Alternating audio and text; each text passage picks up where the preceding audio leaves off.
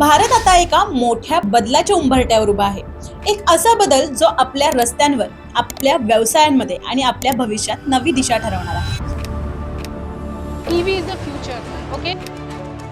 नमस्कार मंडळी, मी साक्षी आणि तुम्ही पाहताय व्हायरल ब्रँड. हो, मी बोलते इलेक्ट्रिक व्हेकल रिव्होल्यूशन बद्दल. आज पेट्रोल आणि डिझेलचे दर वाढत आहेत, प्रदूषण वाढतंय आणि लोक आता विचार करतायत आता काहीतरी नवीन हवंय, आणि ते नवीन म्हणजे ईव्ही. पण प्रत्येक ईव्ही गाडीला लागणार आहे एकच गोष्ट, चार्जिंग स्टेशन. आणि इथून सुरू होते एक सुवर्ण संधी, एक भविष्यभिमुख व्यवसाय जो आज सुरू केला तर उद्या करोडोची संधी देऊ शकतो.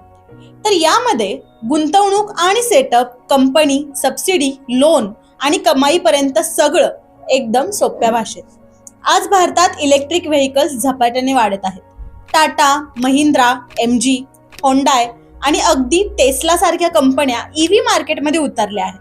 भारत सरकारचं उद्दिष्ट आहे 2030 पर्यंत भारतातील 30% वाहने इलेक्ट्रिक असावेत. याचा सरळ अर्थ असा की पुढील 5 ते 10 वर्षात लाखो ईव्ही गाड्या रस्त्यावर असतील आणि त्या सगळ्या गाड्यांना चार्जिंगची गरज असेलच.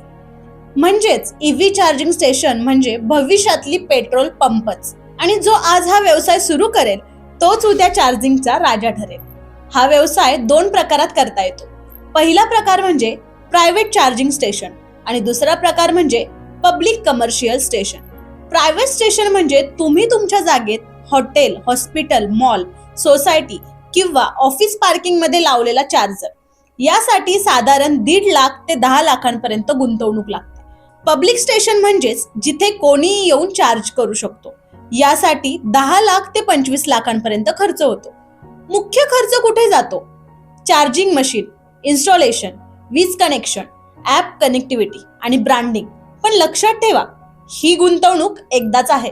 यानंतर हा व्यवसाय दररोज पॅसिव्ह इन्कम निर्माण करतो. ईव्ही स्टेशन सुरू करताना पहिला आणि सगळ्यात महत्वाचा टप्पा म्हणजे लोकेशन सिलेक्शन. जिथे ट्रॅफिक जास्त आहे, हायवे, पेट्रोल पंपाजवळ, मॉल किंवा अगदी IT पार्क, तिथे डिमांड जास्त असते. दुसरं म्हणजे चार्जर टाईप. 2 प्रकारचे चार्जर असतात.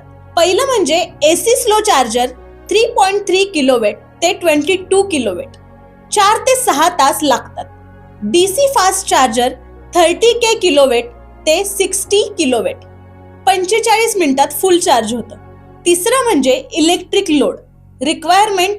ईव्ही स्टेशनसाठी 25 किलोवॅट ते 100 किलोवॅट पर्यंत वीज लोड असतो. हे डिस्कॉम कडून मंजूर करून घ्यावं लागतं. आणि चौथं म्हणजे सॉफ्टवेअर आणि पेमेंट सिस्टीम. आजकाल सगळं ऍप बेस्ड आहे, डिजिटल आहे. युजर फक्त QR कोड स्कॅन करतो, पेमेंट करतो आणि चार्जिंग सुरू होतं. एकदम सिंपल, ऑटोमेटेड आणि फ्युचरिस्टिक सिस्टीम. भारतामध्ये ईव्ही चार्जर सेटअप देणाऱ्या काही मोठ्या कंपन्या आहेत. Tata power EZ charge, charger zone, Exicom, Fortum India, Delta electronics. त्यांची किंमत साधारण अशी असते: टाटा पॉवर 1.5 ते 15 लाख मध्ये, चार्जर झोन 8 ते 25 लाख मध्ये, एक्झिकॉम 3 ते 12 लाखाच्या घरात, फॉर्टम 10 ते 20 लाखात, डेल्टा 4 ते 18 लाखात. कंपनी निवडताना लक्ष घ्या की त्यांची वॉरंटी किती आहे, ऍप सपोर्ट आहे का, सर्व्हिस किती वेगवान आहे आणि त्यांचा नेटवर्क किती मोठा आहे. कारण ईव्ही व्यवसायात ब्रँड सपोर्ट खूप महत्वाचा असतो. सरकारने ईव्ही चार्जिंग स्टेशनसाठी मोठं प्रोत्साहन दिलं आहे. फेम सेकंड स्कीम अंतर्गत तुम्हाला 25% पर्यंत सबसिडी मिळते. राज्यानुसार सुद्धा सबसिडी वेगळी आहे. महाराष्ट्रात 10 लाखांपर्यंत मदत, दिल्ली, गुजरात, तमिळनाडू सुद्धा ईव्ही पॉलिसी अतिशय लाभदायक आहे. सरकारचं उद्दिष्ट इतकंच आहे की 2027 पर्यंत प्रत्येक 25 किलोमीटरवर एक ईव्ही चार्जिंग स्टेशन असावाच. म्हणजे संधी अफाट आहे, फक्त पहिलं तुम्ही पाऊल टाका. ईव्ही स्टेशनसाठी लागणारे कागदपत्रे अगदी सोपे आहेत. शॉप ऍक्ट किंवा GST नोंदणी, वीज कनेक्शन मंजुरी, fire safety NOC, electrical safety certificate आणि कंपनी सोबत MOU. प्रायव्हेट स्टेशनसाठी काही परवानगी सोपी असते. पब्लिक स्टेशनसाठी स्थानिक प्राधिकरणाची मंजुरी लागते. पण प्रक्रिया गुंतागुंतीची नाही, सगळं ऑनलाईन करता येतं. ईव्ही इन्फ्रास्ट्रक्चर हा आज प्रायोरिटी सेक्टर घोषित केला गेलाय, म्हणून बँका सुद्धा यासाठी सहज लोन देतात. For example, CIDBI EV infra scheme, SBI green loan, axis EV loan व्याजदर सुमारे 7.5% ते 9%. परतफेड कालावधी 5 ते 7 वर्षाचा असतो. म्हणजेच कमी व्याजात मोठा व्यवसाय. सरकार आणि बँका दोघही तुमच्या पाठीशी आहेत. मग वाट कसली बघताय? आता सगळ्यात मजेदार भाग म्हणजे कमाई किती होते यातून.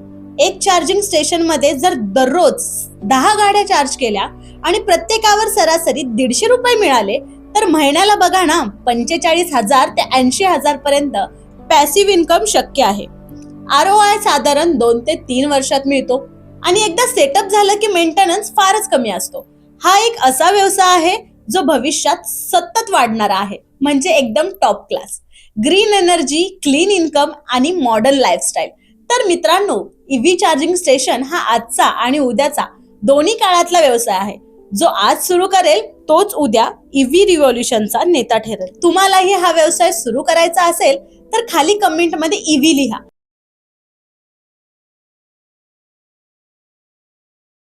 चला तर मग जाणून घेऊयात EV चार्जिंग स्टेशन फ्रँचायझी कशी घ्यायची, किती इन्व्हेस्टमेंट लागते, इन्स्टॉलेशन प्रोसेस कशी असते आणि सर्वात महत्त्वाचं यात नफा किती मिळतो. मित्रांनो, भारत सरकारने EV मिशन 2030 अंतर्गत एक मोठं उद्दिष्ट ठेवलं आहे. 2030 पर्यंत भारतात विकल्या जाणाऱ्या एकूण वाहनांपैकी 30% वाहने इलेक्ट्रिक असावी. सध्या देशात जवळपास 4 कोटींपेक्षा जास्त वाहनं रस्त्यावर आहेत आणि त्यातील EV वाहने दरवर्षी दुपटीने वाढत आहेत. तसेच सरकारकडून मिळणाऱ्या सबसिडी, कंपन्यांकडून मिळणारे ऑफर्स आणि लोकांमध्ये वाढणारी पर्यावरण जागरूकता यामुळे हा व्यवसाय अतिशय वेगाने वाढतो आहे. म्हणूनच EV चार्जिंग स्टेशन हा केवळ बिझनेस नसून भविष्यकालीन गुंतवणूक आहे. तर आता बोलूयात EV चार्जिंग स्टेशन फ्रँचायझी घ्यायची प्रक्रिया कशी असते. सध्या भारतात EV चार्जिंग स्टेशन फ्रँचायझी देणाऱ्या अनेक कंपन्या आहेत. जसं की Tata power EZ charge, charge zone, Statiq, Voltic, Jio BP pulse, Zeon charging. प्रत्येक कंपनीचं मॉडेल थोडं हटके आहे पण बेसिक प्रक्रिया सेमच असते. पहिलं म्हणजे ऑनलाईन ऍप्लिकेशन. तुम्ही संबंधित कंपनीच्या वेबसाईटवर फ्रँचायझीसाठी अर्ज करता. For example Tata power EZ charge याची वेबसाईट असते. Site inspection. कंपनी तुमचं लोकेशन तपासते. रस्त्याजवळ आहे का, वाहनांना सोयीस्कर आहे का, वीज पुरवठा योग्य आहे का इत्यादी. Agreement and documentation. कंपनी आणि तुमच्यामध्ये MOU साईन केलं जातं. त्यामध्ये कंपनी काय पुरवणार आणि तुम्ही काय जबाबदारी घ्यायची हे नमूद असतं. चौथं म्हणजे इन्स्टॉलेशन प्रोसेस. एकदा करार झाला की कंपनीकडून चार्जिंग मशीन, सॉफ्टवेअर आणि कनेक्शन पुरवलं जातं. पाचवं म्हणजे app integration and go live. Charging station कंपनीच्या मोबाईल ॲपमध्ये नोंदवलं जातं आणि लोक त्याद्वारे चार्जिंग बुक करू शकतात. संपूर्ण प्रोसेस साधारण 15 ते 30 दिवसात पूर्ण होते. आता प्रश्न आहे, किती भांडवल लागतं? हे 2 प्रकारच्या स्टेशनवर अवलंबून असतं. पहिलं म्हणजे AC स्लो चार्जिंग स्टेशन, सामान्य घरगुती चार्जर.